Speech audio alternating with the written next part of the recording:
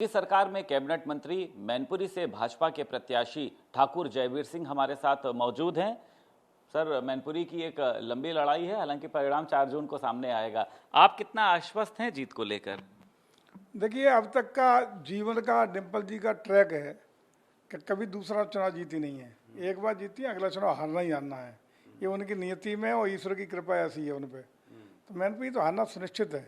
इस बार मैनपुरी कमल खिलेगा, भगवा लहराएगा, उसमें कोई दो राय नहीं है। डिम्पल यादव ने लेकिन सर, मैं देख रहा था कई तरीके के आरोप लगाए कि भारतीय जनता पार्टी जो है वो बहुत डिस्टर्ब कर रही है, लोकतंत्र की हत्या कर रही है। इसको आप किस तरीके से देखते हैं? आप तो ग्राउंड लेवल पर वहाँ पर लंबे समय तक बने रहे।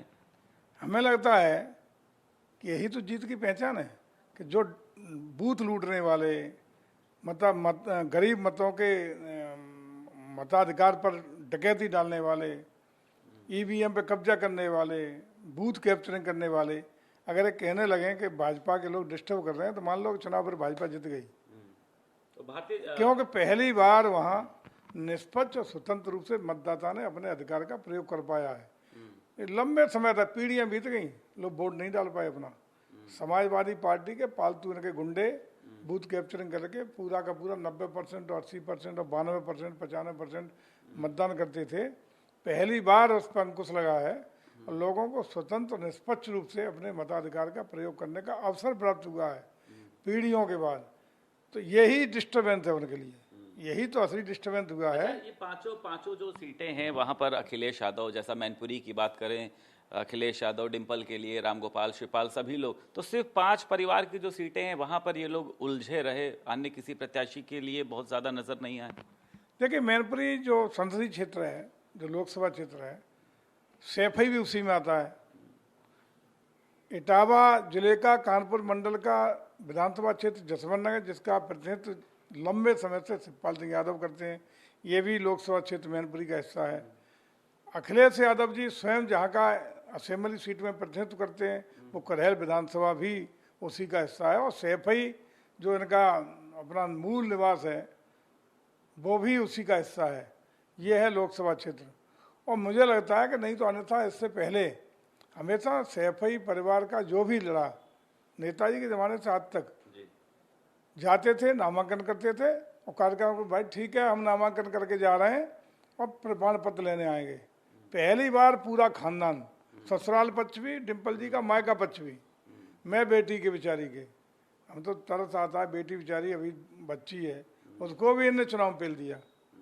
तो ये सब उसमें पूरा खानदान, चाहे आदरणीय शिवपाल सिंह यादव हों, रामगोपाल यादव हों, धर्मेंद्र यादव हों, अक्षय यादव हों, जितना खानदान था, मैं अखिलेश जी के, डिम्पल जी के, सब घर घर डोर टू डोर मजबूर हुए इस बार वहाँ चुनाव में उतरने के लिए, घर घर टहलने के लिए, घर घर वोट मांगने की मजबूरी इनकी हो गई। घर घर वोट मांगे और अंत तक नामांकन से लेके और मतदान तिथि तक लगातार पूरा खानदान, पूरा परिवार मैनपुरी में उलझ के रह गया। चलिए, कम से कम अब लोगों उनको वास्तविक लोकतंत्र दिखाई पड़ा, लोगों को मताधिकार का अवसर मिला, यही बहुत बड़ी उपलब्धि है। और निश्चित रूप से जो लोगों का रुझान है, जो लोगों का आशीर्वाद है, लोगों का जिस तरीके से खुल के अपना मताधिकार का प्रयोग किया है, और जो डंपिंग संपिंग वाली इनकी व्यवस्था थी वो टूटी है, गुंडई पर लगाम लगी है, उससे हमें लगता है कि वहाँ कमल खिलने जा रहा है। अच्छा, आप ये बताइए सर, आप लोग भी यूपी में 80 सीटों की बात कर रहे हैं, 400 की बात कर रहे हैं, लेकिन लग नहीं रहा है आपको कि चुनौती है? मतलब इस बार वो मोदी जो लहर है या मोदी मैजिक उतना नहीं चल रहा है, विपक्ष भी ऐसा कह रहा है। आप मानते हैं कोई चुनौती है? नहीं, लोकतंत्र में स्वाभाविक है, लोकतंत्र में चुनौती होना स्वाभाविक है। क्यों, सभी राजनीतिक दल अपने तरीके चुनाव लड़ रहे हैं। उत्तर प्रदेश में भी अपने तरीके से कांग्रेस और समाजवादी पार्टी का गठबंधन चुनाव लड़ रहा है, बसपा भी एक तीसरा कोण उसमें बनाए हुए है। तो चुनौती तो हर चुनाव चुनौती होता है और चुनौती को स्वीकार करना हम लोगों का दायित्व है। अच्छा, आज अखिलेश यादव, राहुल गांधी, प्रियंका गांधी, सोनिया गांधी, सभी जो प्रमुख लोग हैं, आज रायबरेली में रोड शो करेंगे, बड़ी जनसभा अमेठी में करेंगे, अपने परिवार के ही लिए। मतलब किस तरीके से देखते हैं? आपके भी वहां पर प्रत्याशी हैं, दिनेश प्रताप सिंह की बात करी जाए, स्मृति ईरानी की बात करी जाए। देखिए, मैं समझता हूँ कि आदरणीय मोदी जी की गारंटी की साख और विश्वास आज भी लोगों के पीछे है। 10 साल के अंदर जन कल्याणकारी और गरीब कल्याणकारी योजनाओं को जिस तरीके से पारदर्शिता, गुणवत्ता और ईमानदारी के साथ वास्तविक पात्र लोगों के दरवाजे तक पहुंचाने का काम हमारी सरकार ने किया है, उस पर लोगों के बीच में बहुत प्रामाणिक रूप से मोदी के प्रति विश्वसनीयता है। और इसी का परिणाम होगा कि हम जिस तरीके से चुनाव को जात और धर्म के आधार पर विभाजित करने का प्रयास किया था वो नहीं चलेगा। और अंत में राष्ट्र हित, लोक हित और देश के लिए, देश को विकसित भारत बनाने के लिए, विश्व स्तरीय भारत बनाने के लिए और दुनिया की सबसे बड़ी तीसरी अर्थव्यवस्था बनाने के लिए, विश्व गुरु बनाने के लिए लोग बहुत आशा भरी नज़रों से मोदी के लिए देख रहे हैं। मोदी को तीसरी बार प्रधानमंत्री बनाना चाहते हैं।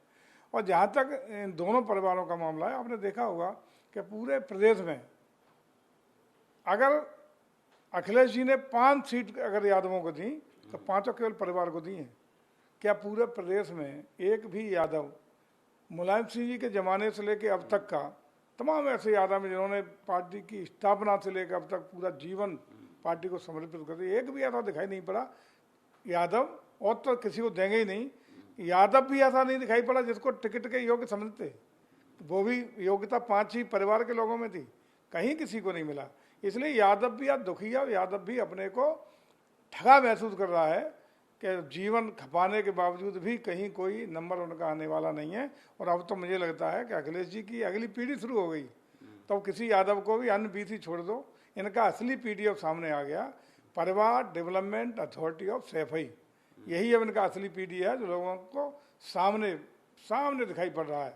इससे यादवों में भी असंतोष है, अन्य पिछड़ा भी असंतुष्ट है और इसी का परिणाम होगा कि ये समाप्तवादी पार्टी बन के रह जाएगी। एक शगुफा सर ये कहाँ से आ गया कि अब 2 से ढाई महीने में मुख्यमंत्री योगी आदित्यनाथ को बदल दिया जाएगा। कल अरविंद केजरीवाल यहाँ पर पहुंचे, कई बड़े उन्होंने प्रहार किया, आप तो खुद योगी सरकार में मंत्री हैं, किस तरीके से देखते हैं इस बात को आप? देखिए, हमें लगता है दिमाग डाइवर्ट करने के लिए, भ्रम फैलाने का प्रयास है। और केजरीवाल तो इसके लिए मशहूर है, वो तो अन्ना जी की बेचारे की साख पे बट्टा इन्हें लगा दिया। अन्ना जी भीख की आत्मा आजकल इन्हें बद्दुआ दे रही है कि अन्ना जी का नाम डुबो दिया। उनकी मेहनत थी, उनका था, ऐसी उपज पैदा हुआ कि जिस सिर्फ झूठ और भ्रष्टाचार के नाम पर केजरीवाल जी खड़े हैं। लेकिन एक खबर जरूर है कि जिस तरीके से उत्तर प्रदेश भर में हमारे आदरणीय शिवपाल सिंह जी को ठगने का काम हुआ है समाजवादी पार्टी में, उन्हें बदायूं पेल दिया बेचारे को, बेटे को टिकट दे करके, जहाँ कोई जीतने का चांस ही नहीं है। तो हमें लगता है 4 जून के बाद शिवपाल जी और अखिलेश जी के बीच में जरूर टूट हो जाएगी, इतना पक्का निश्चित है। अच्छा, राहुल गांधी अखिलेश यादव साथ रहेंगे या कहाँ रहने वाले हैं? जैसे ये हुआ खटाखट टूटेगा, इनका समझौता। अच्छा, खटाखट आपने वर्ड यूज किया, ये राहुल गांधी भी कह रहे हैं खटाखट हम लोगों के अकाउंट में पैसे डाल देंगे, तो ये बयान आपको लगता है कि ठीक है? नहीं, अब खटाखट जब चल रहा है तो खटाखट ही टूटेगा। एक इटली जाएगा, एक और कहीं टूटेगा जगह, इनको कहीं जगह नहीं मिलेगी, भाग जाएंगे और निश्चित रूप से खटाखट इनका होना है सब। अखिलेश यादव का सर एक आखिरी सवाल है, आज एक रोड शो करने जा रहे हैं लखनऊ में रविदास मेहरोत्रा के समर्थन में, यहाँ से सांसद राजनाथ सिंह भी हैं, कितना असर पड़ेगा इनके रोड शो का? और लगता नहीं आपको बहुत देर से आए? लखनऊ में आप भी महसूस कर रहे होंगे कि कोई लड़ाई नहीं है, एक 25 चुनाव कमल खिलने का है। माननीय राजनाथ जी, हमारे रक्षा मंत्री जी प्रचंड बहुमत ऐतिहासिक जीत के साथ विजयश्री हासिल करने जा रहे हैं। कहीं कोई इन चीज़ों का ना असर है, ना कोई अखिलेश जी को यहाँ पूछ रहा है, ना अखिलेश जी का कोई प्रभाव है। और सारे लोग जान रहे हैं, किसी को पूछ लीजिएगा नौसिखिए को, सड़क पर चलते हुए आदमी को, कि लखनऊ में क्या है, कमल के अलावा कुछ है ही नहीं। तो इसलिए कोई इसका अंतर न प्रदेश में पड़ने वाला और लखनऊ पर तो कतई पड़ने वाला नहीं है।